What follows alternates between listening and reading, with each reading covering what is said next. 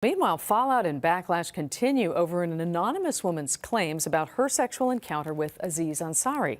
After Ansari's Golden Globe win, a website posted the story of a 23-year-old woman who revealed uncomfortable details about a date she had with Ansari. She says she felt pressured into a sexual encounter, but she did not call this rape or assault, and she never reported it to police. Ansari says it was completely consensual.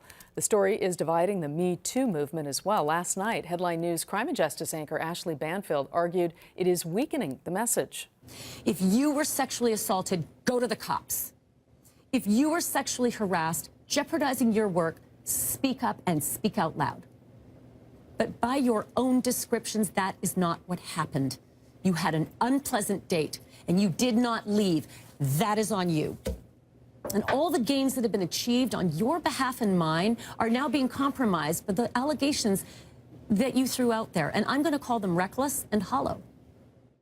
Now, this story highlights the growing gray area in these public sexual misconduct claims, with accusations, in some cases, ending some careers without criminal investigations. All right, Jill Stanley, an attorney, is an attorney and founder of Proof with Jill Stanley. Two big stories here to get to. Thank you for being here with us.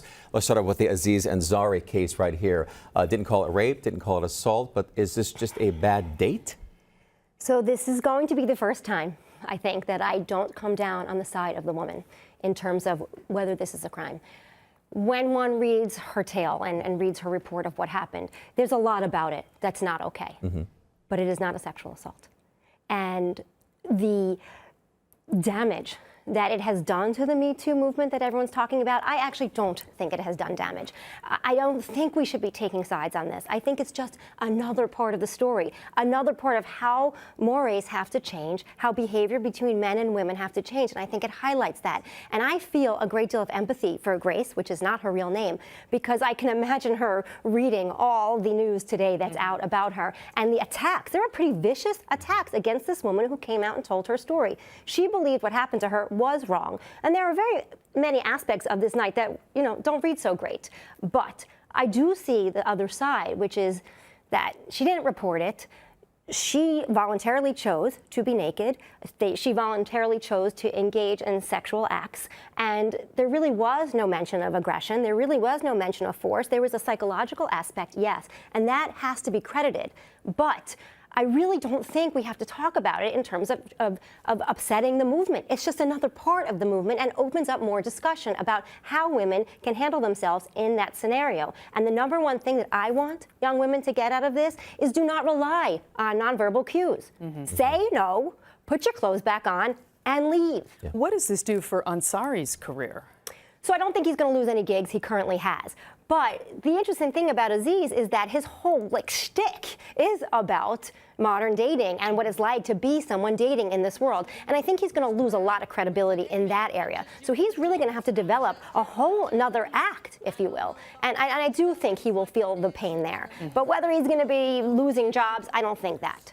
Let's talk about Seal. A woman has come out and accused him of sexual misconduct, sexual battery, if you will. He has denied the allegations here.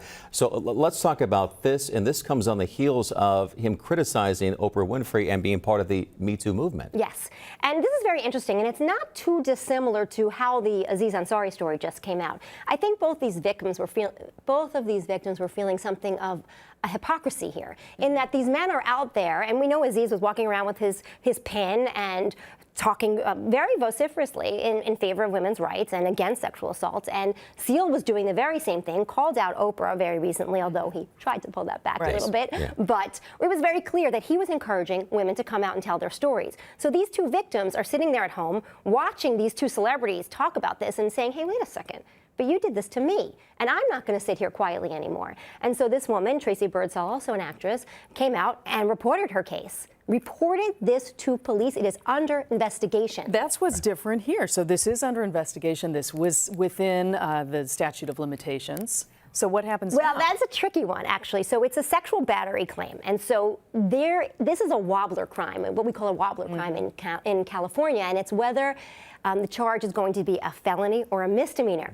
He might fall within, if they do charge him, the definition of a misdemeanor. And at that point, the statute might have run because it's a 1-year statute of limitation on a misdemeanor, 3 years on the felony. When you read the facts as we know them now, it doesn't seem as if it rises to the level of a felony. But again, we know very little, and more investigation will be done. So he might benefit if charged as a misdemeanor. A lot to cover, a lot of ground to cover. Yeah. A lot of ground to cover yet again. All right, thank you for being with us. We appreciate it. We know this one isn't over, so I'm sure you'll be back. Thank you, Jill.